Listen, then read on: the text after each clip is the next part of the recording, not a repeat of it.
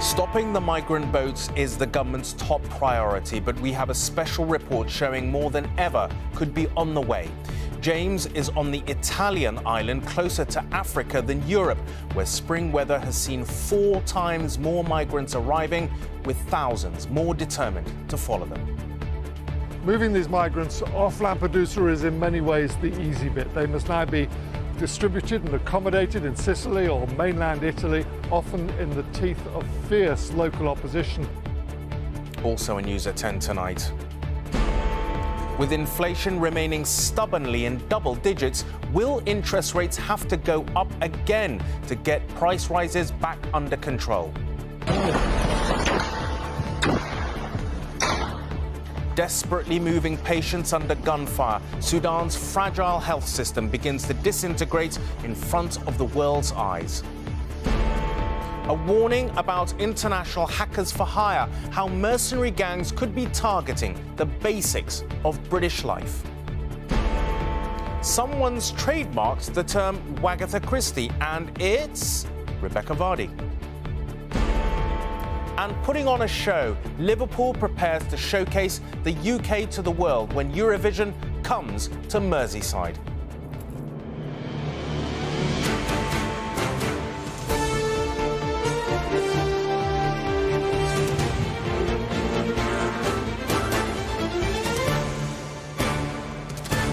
This is ITV News at 10 with Rageh Omar. Good evening. Many of the migrants whose overcrowded boats pitch up on the shores of southern England have often first taken to the waters thousands of miles away in the southern Mediterranean. If Prime Minister Rishi Sunak is to honour his pledge to stop the boats, he should take a look at what is happening off Italy's coast. In the first 3 months of this year, the numbers making it to Italy who form the human tide of those who hope eventually to make it to our shores are quadruple what they were a year ago, more than 33,000. The tiny Italian island of Lampedusa, closer to Tunisia than to Europe, is where many are brought when their boats fail. James, our Europe editor, is there. The morning sun breaks through wispy clouds above Lampedusa to reveal another calm, windless day. A police launch heads out of the harbour. With the sea this flat, they know it's going to be busy. Sure enough, within hours, their colleagues return laden with migrants rescued from the 60-mile stretch of water between this tiny Italian island and the African coast. The small boats are not new here, far from it, but never before in such numbers so early in the year. The Italian Coast Guard have videoed what's been happening at sea in the last few weeks. 4,000 rescued over Easter weekend alone. Normally they wait for summer and calm seas. This year, political instability and economic crisis in Tunisia is seeing them take ever bigger risks in ever more precarious craft. So overwhelmed are the Coast Guard, they enlist the help of boats funded by charities and NGOs. Ingel Weert and his crew saved 22 from certain death just a few days ago. Hey, there's an accident, it's not far away. Could you take care about them because we are on the way to another accident? And we heard it from everywhere. Alert, alert, help, help. And so, yeah, we luckily picked up 22 people alive. And yes, sadly, 2 dead bodies we had to pick up. The holding centre for new arrivals on Lampedusa was built to hold 400, but frequently has double that number jammed inside its fences. For a recently elected right-wing Italian government that won power promising to stop the small boats, it's a political disaster. A newly appointed migration czar is at the camp to see the problem for himself, but seems to have few answers. The Italian people are looking for quick answers to this crisis. What are you able to offer them? Above all, he told me we must give relief to the areas that have been most affected. From now on, new arrivals will be distributed more evenly across the whole nation, even if, right now, we still don't have enough places to accommodate them all. So as fast as they arrive, migrants are brought back to the dockside and readied to be put on ferries away from Lampedusa to Sicily and points north. Moving these migrants off Lampedusa is in many ways the easy bit. They must now be distributed and accommodated in Sicily or mainland Italy, often in the teeth of fierce local opposition, and with the rest of Europe agreeing to take almost none of them. The one place that most of these new arrivals will never have to go is back to North Africa. A return agreement with Tunisia exists, but no more than 2 in every 100 were sent last year. Back at the holding centre, contact with the recently arrived is only possible through the fences. Most, like Abdul Utem from Bangladesh, are clear about why they came. My country now not good, lifestyle not good, because I need free lifestyle. And do you want to stay in Italy or France or Germany or Britain? Any country, I need freedom. Mohamed Masibangora from Guinea has a route all planned. Vous voudrez aller où? On veut quitter ici pour aller au moins. I want to leave here for Sicily, he said, then go on to a big Italian city, and then my dream country is France. C'est la France. It's a business in which huge sums change hands, but no one pays a higher price than those who don't make it. After the recent rush, coffins containing the bodies of the drowned await burial. Unknown, unmourned victims of the rush towards Europe, to lie under yet another of the many headstones here marked unidentified migrant.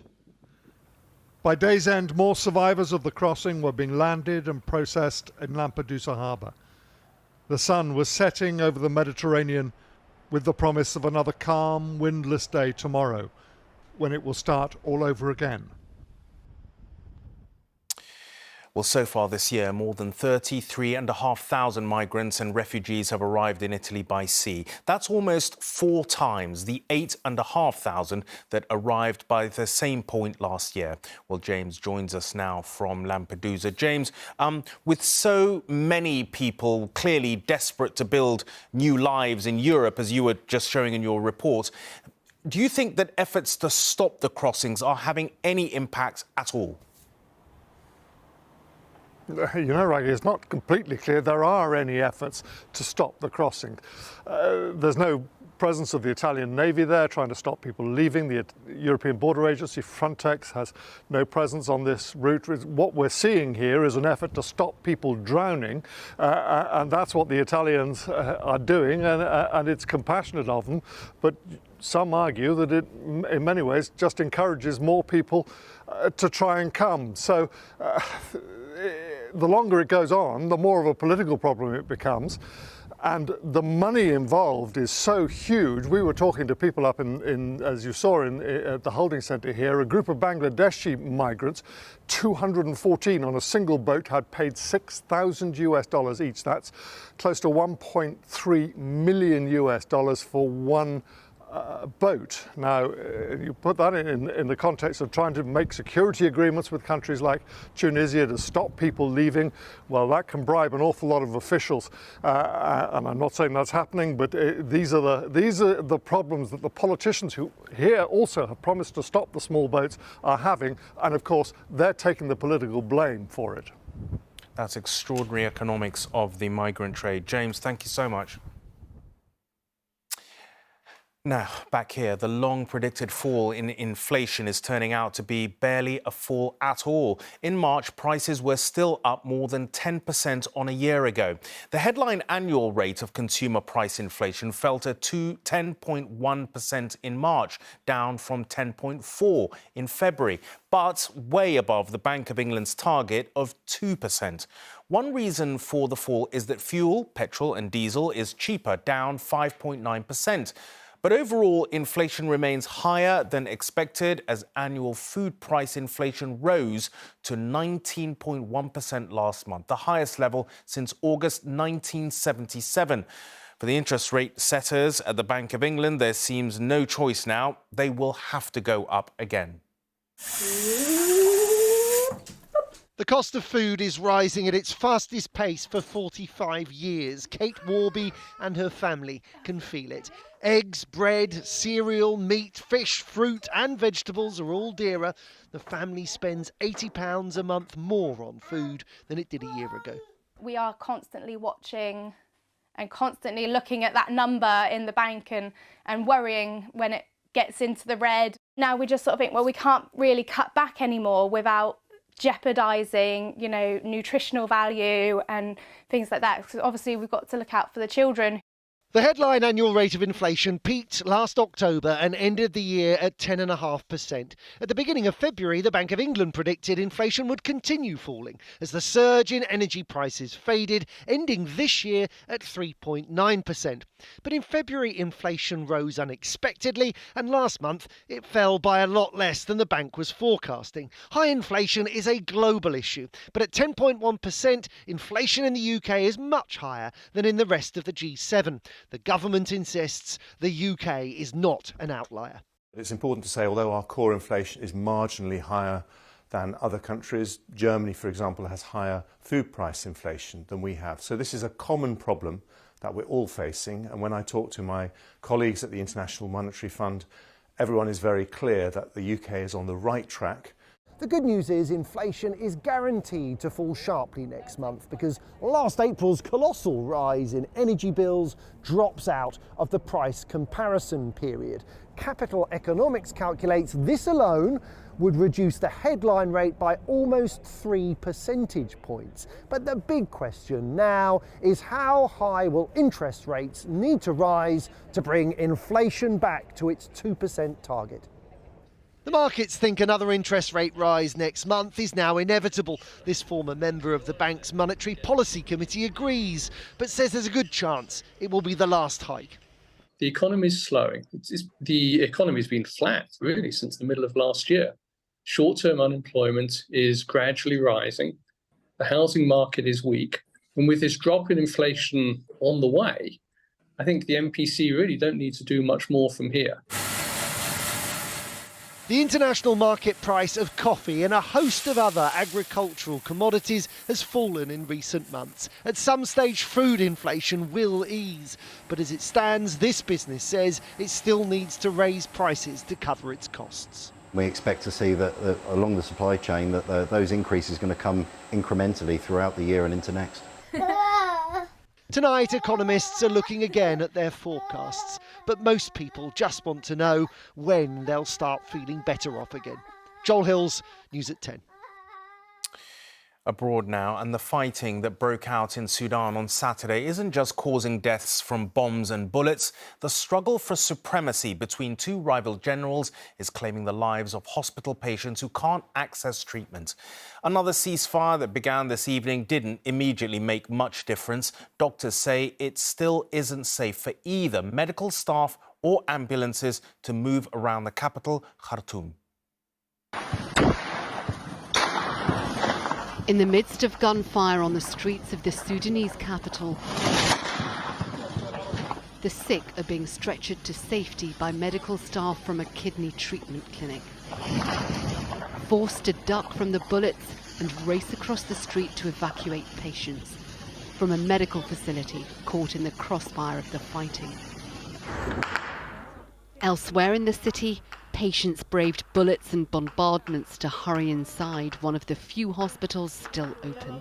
There is a very dire humanitarian situation in Khartoum we know about, but our ability to go and assess and resupply these hospitals and work with the health workers is very limited in the midst of this violence. There is a need for safe passage. And this is why most hospitals here are either partly or fully shut.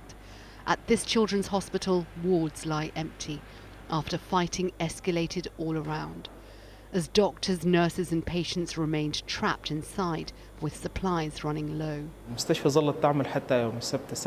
The hospital kept operating until Saturday morning, this doctor said, before staff evacuated everyone except patients in intensive care. He says there is still a shortage of staff, medicine and oxygen. But nowhere is safe in Khartoum, a city besieged by fighting between government forces and paramilitary groups. Food, water and petrol are running low, and now so are life-saving medicines.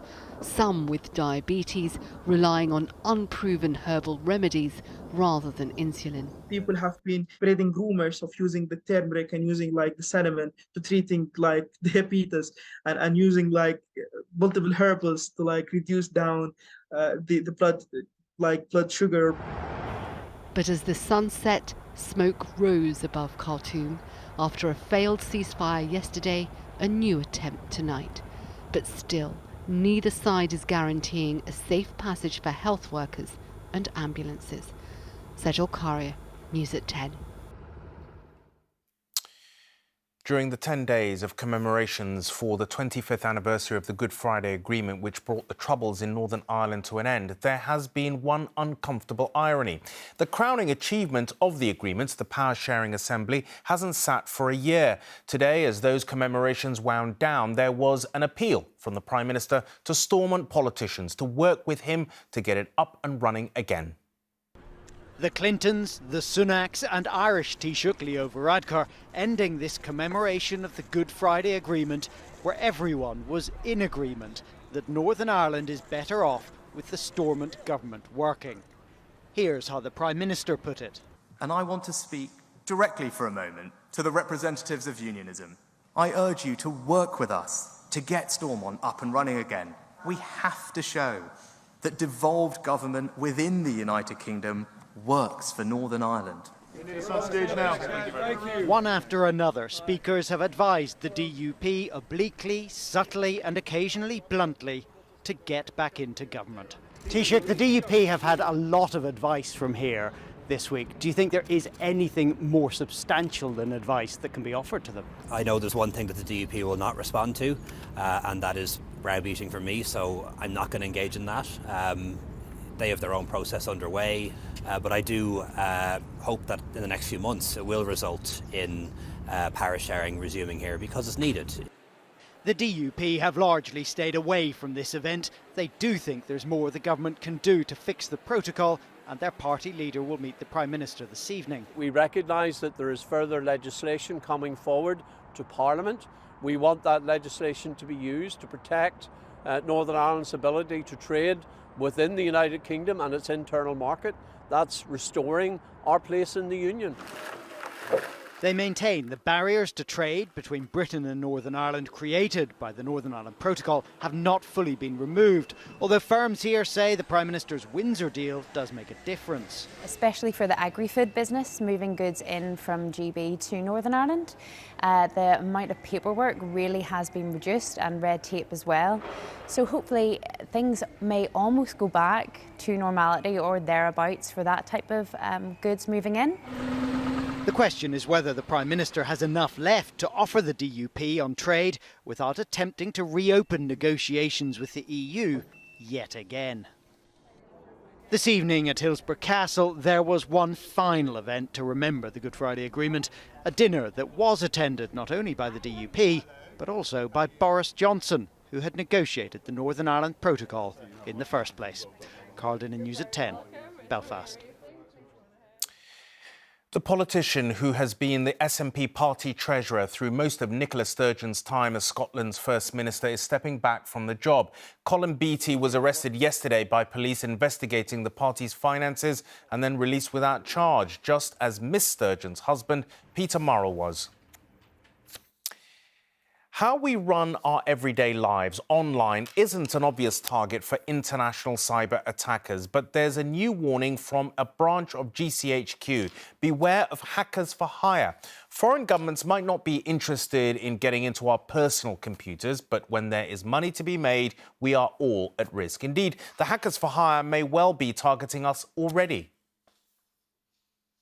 How safe, how secure is the software which is relied on by the companies, the businesses, the systems and the infrastructure we all rely on? Well, says the government, not safe enough. And at its annual cybersecurity conference today, an official threat notice was issued, and it was clear about which country the threat is coming from. Over the last 18 months, the National Cybersecurity Centre has seen the rise of several Russian-aligned groups sympathetic to Putin's invasion of Ukraine. Now, these are fringe state threats, the cyber equivalent of the Wagner Group. And initially, those groups focused their attacks on Ukraine and the surrounding region. But recently, they have begun to turn their attention to the United Kingdom and its allies. The Wagner Group is the Kremlin-linked mercenary organisation which has fought much of Russia's war in Ukraine. Their cyber equivalents might be lining up British targets, but finding out where and how they're doing it, very tricky. These groups range from really sophisticated, and that will be the minority of kind of real top-end sophistication, but it also goes all the way through to organised criminal groups, through to individuals, and we might call them kind of script kiddies, who are kind of accessing, scripts off the internet and they don't quite know what they're doing. But that spectrum exists, and there's just more and more people, coming into it.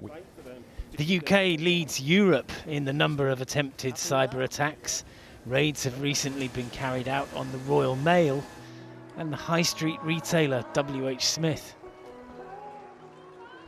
An official threat notice. It sounds scary, and it's supposed to. The government's trying to jolt the private sector. All those businesses that are based on giving us what we need to live our daily lives into being better protected against those who would seek to disrupt them. Rules governing cyber warfare are yet to be drawn up, and the battlefields are wherever the hackers choose them to be. But Britain's support for Ukraine in its fight against a Russian invasion, which uses bombs and bullets, may well mean more attacks using malware here. Geraint Vincent, News at 10. Leaders of the UK's main religions joined forces today to try to drum up support for a volunteering scheme tied to the coronation bank holiday weekend. So far, so united. But over the coronation service itself, there are reports of an unholy row over the dominance of the Church of England's role. Today, the Archbishop of Canterbury denied there were any tensions. Absolutely not, Justin Welby told us. There was an unusual lineup of servers this afternoon for lunch at this homeless centre. Alongside the Archbishop of Canterbury, who was on the potatoes by the way, were representatives from Muslim, Hindu and Buddhist faiths, giving up their time today to urge you to give up your time on the coronation weekend. On the Monday we have the chance, whether we've ever volunteered anywhere or not, just to go and try it out for a day somewhere and just benefit and bless the country a bit by helping out in your neighbourhood. This charity, The Passage, has its own team of dedicated volunteers. I'm doing something for some people that are helpless, But like a lot of places, they desperately need more. You don't have enough volunteers? Yeah, we need more here. Yeah, we need more volunteers here. Of course, before the volunteering on the Monday and the street parties on the Sunday, there's the not-so-small matter of the coronation service itself, where Charles III and Camilla will be crowned King and Queen. Like last year's state funeral, another significant moment for Justin Welby. Your tenureship of this post as Archbishop of Canterbury has coincided with some very big royal moments. You're keyed up more than nervous. This is monumental, huge, enormous. Upstairs, the volunteering included sorting donations of clothes with the chief rabbi, who has, among with many other faith leaders, been invited to the deeply Christian coronation service on May the 6th. It is correct that his coronation should be a Christian ceremony within a church, and the king goes out of his way to guarantee that the members of all faiths are very much on his mind. So what have reported tensions about the service at Westminster Abbey and the King's desire to be as inclusive a monarch as possible? None whatsoever. No tension, absolutely not. What there is a deep sense both of celebrating our tradition but also of reflecting the fact that we're infinitely more diverse than we were in 1953. 70 years on, the man leading the service next month says it will be representative of this country. Chris Ship, News at 10, Central London. Well, there has been yet another plot twist in the Wagatha Christie saga, the row over the leaked secrets between one footballer's wife and another, Rebecca Vardy and Colleen Rooney. That ended up in court, of course, but guess what? One of them has decided to trademark the now well-worn Wagatha phrase. As for who done it, well, spoiler alert, it is, guess, Miss Vardy. It's the memorable phrase that launched 1,000 headlines. No, not the social media punchline that claimed to solve a mystery. It's Wagatha Christie, the jokey pun on Colleen Rooney's detective work, which outed fellow football wag Rebecca Vardy. And it could mean the loser in their high-profile legal battle has the last laugh by registering the name as a trademark. It was Colleen Rooney who was given the name Wagatha Christie, but she's claimed that as her own. She's claimed that as her trademark, as her brand, and it's quite a good brand in a way because it's quite kind of ironic and funny. The wife of footballer Jamie Vardy ended up scoring an expensive own goal when she had to pay all the legal costs after losing her libel action in the High Court. But she could recoup thousands of pounds from trademarked beauty products, perfume and alcohol. Colleen and former England captain Wayne Rooney both gave evidence, which centred on the accusation that Mrs Vardy leaked private stories about them to the press. I do believe it came from her account. The transcripts of the case have already spawned a TV drama and a West End play. I'm known to have a notebook and a piece of paper and a diary. The trademark move comes too late to earn money from them, but the producers are delighted that the plot has a new twist to keep it fresh. We've had really fantastic reviews across the board. One of them was really great, but it did say, I wonder, at what point will this fall out of the headlines? And I felt like emailing them today and saying, I'm not sure it is going to fall out of the headlines. Here we are back on the front page this morning. I have lots of admiration for both of them. I think they're both incredibly commercially savvy, intelligent, confident women, and they're trying to take control of what's happening to them. So you've read the stories, seen the play, but if in the future you get the T-shirt, Rebecca Vardy won't benefit. Would you believe it? Someone else has already trademarked Wagatha Christie clothing. Ian Woods, News at 10. Funny that. Well, finally, in the excited build-up to Eurovision, less than 4 weeks away now, the show's presenters have not lost sight of why it's happening in the UK. They say it is a privilege to be hosting it on behalf of Ukraine when the honour should have been theirs. It's beginning to look a lot like Eurovision. At a media launch in Liverpool today, the presenters got together. It's an absolute honour to be a part of this. The honour should have been Ukraine's.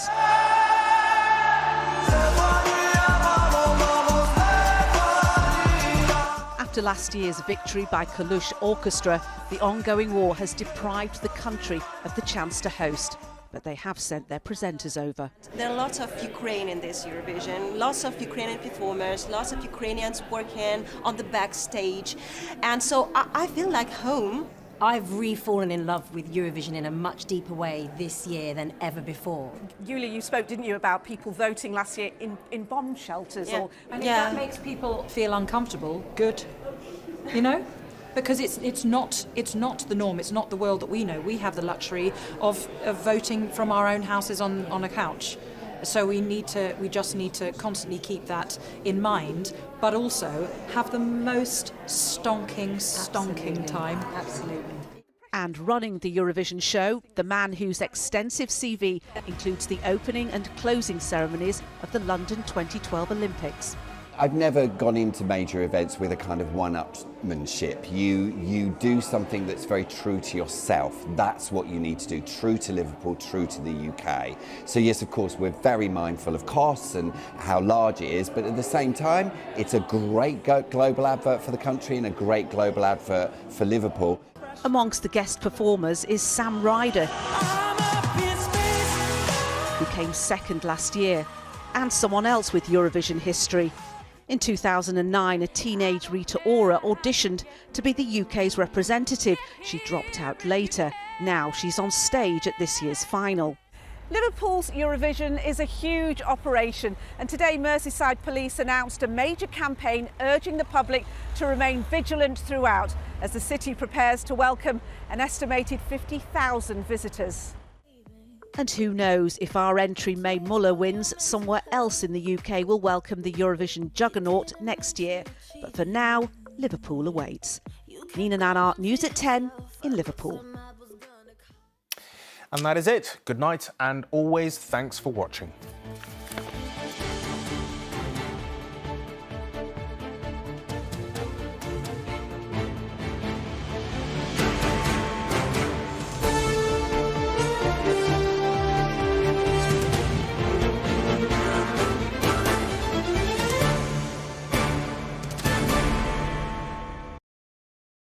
So, you want to call the shots, huh? And if we could just get final approval on the primary markets... Well, you better be the loudest voice in the room. We should be ready to send to our partners. Cut out the jibber-jabber. The documents are currently with our legal team, and I look forward to working with you further on this project. Anyway, thank you. And if you